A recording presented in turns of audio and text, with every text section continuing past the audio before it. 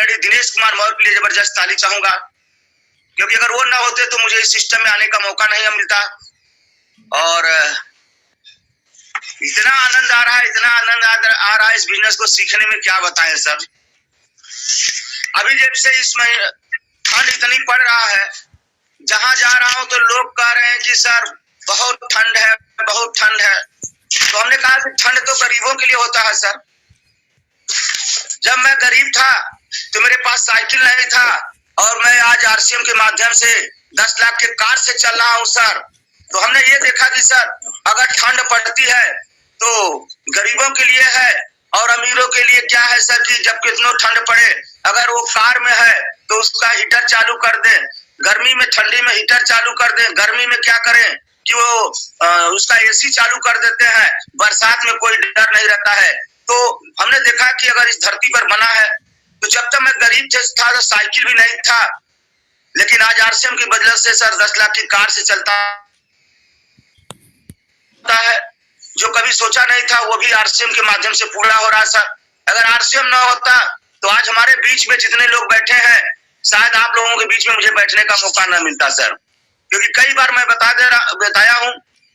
परिचय, नाम दिनेश कुमार मौर्य, ग्राम गर्थमा से। इस बिजनेस को 3 जनवरी सन 2008 से जीतने के लिए कर रहे हैं सर, सीख रहे हैं। और इसके पहले तो हमने बताया कि सर बहुत संघर्ष झेला। मात्र 12 साल की उम्र में, होता है ना कि भाई हमने भी संघर्ष किया, हमने संघर्ष किया, तो कब से संघर्ष किया। मात्र 12 साल की उम्र में कक्षा 6 में एडमिशन कराने के लिए मुझे गांव का में सर पर टोकरी में सब्जी बेचने को मिला सर। उस जमाने में पैसा नहीं मिलता था। आवाज आ रही है सर? सर आ रही है। उस जमाने में सर पैसा नहीं मिलता था कि कोई चीज बेचे और पैसा मिल जाए।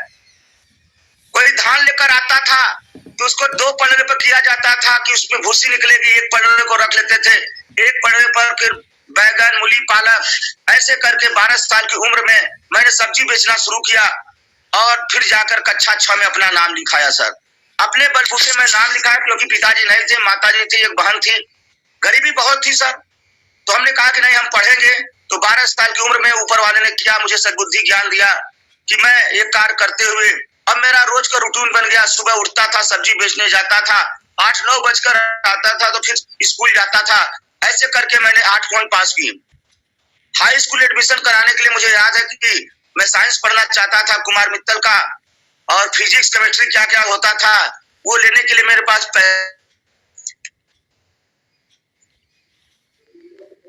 पैसा नहीं था। तो मैंने 30 रुपया का ईटा, अब मेरा रूटीन हो गया, सब्जी बेचना तो पढ़ने का काम ही था। सुबह उठना, सब्जी बेचना, स्कूल जाना, स्कूल से आने के बाद फिर शाम को जो स्कूल का काम है वो करना।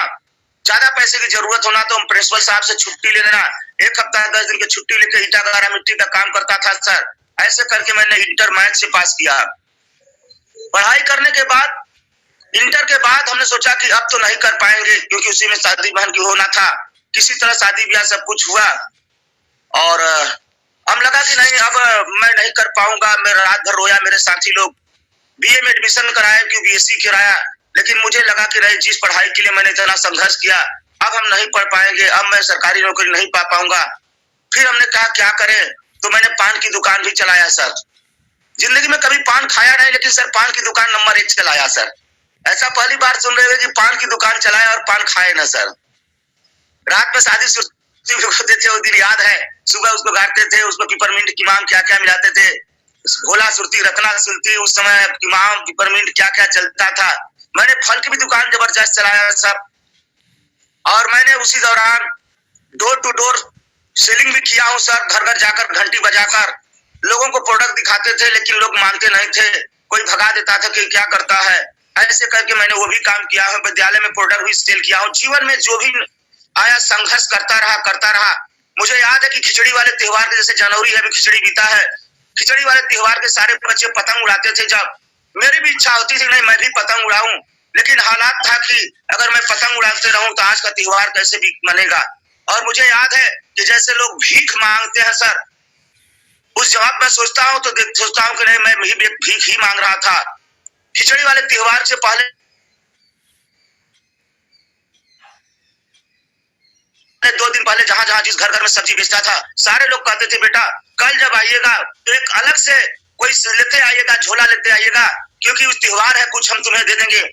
मैं सुबह उठता था, खिचड़ी वाले त्योहार के गोभी खूब बिकता था, लोग खिचड़ी को अपने घर पर भेजते थे बहन के यहाँ कैसे कैसे, तो उसमें गोभी मैं लेकर जाता था।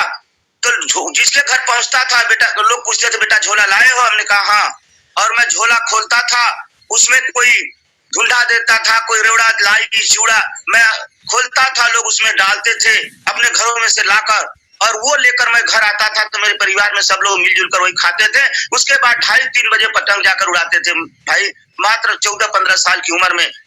और मैं क्या बताऊं, इस आरसीएम का देन है। उसी खिचड़ी वाले दिन के 15 जनवरी 2020 को मैंने चमचमाती हुई 10 लाख की कार भी लिया सर। उसी खिचड़ी वाले दिन को, जिस खिचड़ी वाले दिन को मैं भीख मांगता था, सब्जी बेचता था, उसी खिचड़ी वाले दिन को 15 तारीख को लिया सर। और उसी बिजनेस का देन है इस बिजनेस का कि जिस लड़के के पास साइकिल नहीं था, मैंने बताया कार लिया। जो लड़का कभी ट्रेन में नहीं बैठा था, ये लड़का विदेश यात्रा दुबई भी किया सर।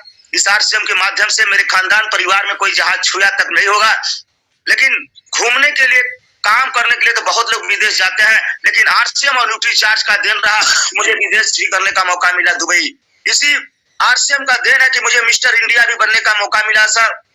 बिजनेस करने की तो बात छोड़ दीजिए, गिलाऊं सुबह के रहे, जो अपने शरीर को मेंटेन करेगा उसको मिस्टर इंडिया बनाया जाएगा, और पूरे भारत में किताब छपेगी मिस्टर इंडिया का, उसमें उनका नाम लिखा जाएगा। हवाई जहाज से दिल्ली जाया जाएगा और सानिया मिर्जा के हाथों अवार्ड मिलेगा। बात तो ठीक है, गोवा में हम लोग थे, लेकिन सीने से 4 इंच पेट कम करना था। मजे की बात थी कि सबका, किसी का 2 इंच कम था, किसी का 3 इंच कम था, और मेरा बरोबर था, मेरा सीना और पेट बराबर था। और समय 3 महीने का था कि 3 महीने के अंदर आपको अपने सीने से पेट को 4 इंच ही कम करना है। और मैंने सर 3 महीने में वो भी करके दिखाया। बिजनेस की जो संघर्ष रहा वो तो अलग रहा, स्वास्थ्य के लिए भी मैंने अपने सीने से 4 इंच ही अपना पेट कम किया और मिस्टर इंडिया घोषित किया गया। और दिल्ली के त्यागराज स्टेडियम में सानिया मिर्जा द्वारा इस लड़के को जो 30 रुपया का लेबर था उसको अवार्ड दिया गया सानिया मिर्जा के हाथों से। और जो है कि मेरे एक mister India nutri charge book छपी और उसमें मेरा नाम और फोटो छपा, पूरे भारत में वो बुक बिकी सर। दूसरी बात रही,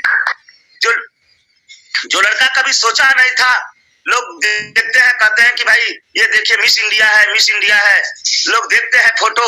और मैं बताऊं सर, एक बार इसी तरह मैं अपने गांव से शहर के लिए जा रहा था, एक पान की दुकान पर पेपर था, उसमें हमने देखा, जो विजुअलाइजेशन करने की बात होती है, मैंने देखा कि पेपर है, उसमें आदित्य आर्या 2015 की मिस इंडिया का फोटो छपा था।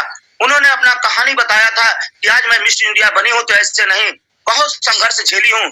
उस दुकानदार से बोला पान वाले, भैया मैं शहर जा रहा हूं, ये जो बुक पेपर है 2 रुपया कीमत है, मुझसे ले लो, लेकिन ये पेपर मुझे दे दो, शाम के मैं आऊंगा, दिन भर पढ़ा दो दुकान पर, ये पेपर दे देना, इस मिस इंडिया की मैं कहानी इत्मीनान से पढ़ूंगा।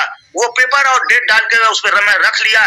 और ऊपर वाले की देखिए कि 2015 की मिस इंडिया 2016 में उसी मिस इंडिया के साथ गोवा में क्रूज पर उनके साथ खाना खाने और फोटो खिंचाने का मौका मिला मिस इंडिया के साथ। बहुत बढ़िया। और दोस्तों मैं क्या बताऊं, इस बिजनेस के माध्यम से दुबई तो किया था, थाईलैंड का भी टूर अचीव किया मैडम के साथ, लेकिन कोरोना के कारण तो नहीं जा पाया, लेकिन मैडम का भी वो बन चुका है। और इस बिजनेस के माध्यम से लोग कहते हैं कि सर मैं खूब घुमा हूं, यहाँ गया वहां गया, लेकिन मैं एक शब्द पूछता हूँ, आप घूमे हैं ना, अपने मैडम को कितना घुमाए हैं जो आपके सहारे आई है। लेकिन इस बिजनेस के माध्यम से बॉम्बे एक बार जाने का मौका मिला, कंपनी की तरफ से टूर था, बॉम्बे में हवाई जहाज से अपने मैडम को लेकर मैं गया सर, बॉम्बे भी मैडम को साथ में भी ले जाने का मौका मिला। दूसरी बात रही, दार्जिलिंग भी इस बिजनेस के माध्यम से बागान देखने को मिला, अपने कंपनी की चाय की बागान देखने को मिला, दार्जिलिंग भी जाने को मौका मिला, गोवा जाने को मौका मिला। अभी 21 तारीख को हमारे सीनियर कहते थे, मैं सेमिनारों में सुनता था कि जो टीवी देखना छोड़ देगा वो टीवी के अंदर होगा, और जो टीवी देखेगा कभी टीवी के अंदर नहीं होगा। मैंने उसी दिन से टीवी देखना छोड़ दिया सर। और मैं क्या बताऊं, हाल ही में एसपी शर्मा जी के लिए जबरदस्त तारीफ है सर। एक ऐसा, वो हम लोग समुद्र में स्नान कर रहे थे उसी का, और एक शार्ट ग्रुप में हर कोई ने देखा सर, गोवा में एंजॉय करते हुए अभी 21 तारीख को आए हैं, मैडम के साथ समुन्द्र में डांस करते हुए वो वीडियो जो बना, मेरे बच्चे जो है कि उस पर गाना सेट कर दिए, ऐसा कि क्या बताए गोवा वाले बीच। तो जबरदस्त रहा सर, पूरे परिवार के साथ एंजॉय ले रहे हैं हम लोग सर, बहुत अच्छा लग रहा है इस आश्रम बिजनेस में। और आप जैसे सीनियरों का इसी तरह सहयोग मिलता रहेगा। और मैं तो क्या बताऊं, बिजनेस फील्ड में जाता हूं, आदरणीय एसपी वर्मा जी का मैं वीडियो लोड किया हूं, जहां भी जाता हूं इन्हीं को दिखाता हूं कि देखिए, जब पूरे कई राज्यों के स्टेट बैंक के ऑडिटर आदरणीय एसपी वर्मा इस बिजनेस को कर सकते हैं, तो हम क्यों नहीं कर सकते हैं। बहुत आनंद आ रहा है सर का वीडियो दिखा कर, मैं काफी ज्वाइनिंग कर रहा हूँ। अभी डी कुमार सर बोले 1000 बीबी रोज, या तो सेल करके, या तो ज्वाइनिंग करके, या तो अपने कोड पर कटाकर, या तो डाउन लाइन में माल पहुंचा कर करिए। और मैं बता दूं कि इस समय जो मैं फील्ड कर रहा हूँ टीम के साथ, जैसे मेरा टारगेट है कि 2 ज्वाइनिंग तो मैं पर डे कर ही रहा हूँ सर। तो बहुत बहुत धन्यवाद। अभी काफी लोग हैं, समय देना है, आप लोगों ने समय दिया इसलिए धन्यवाद। जय हर सिंह।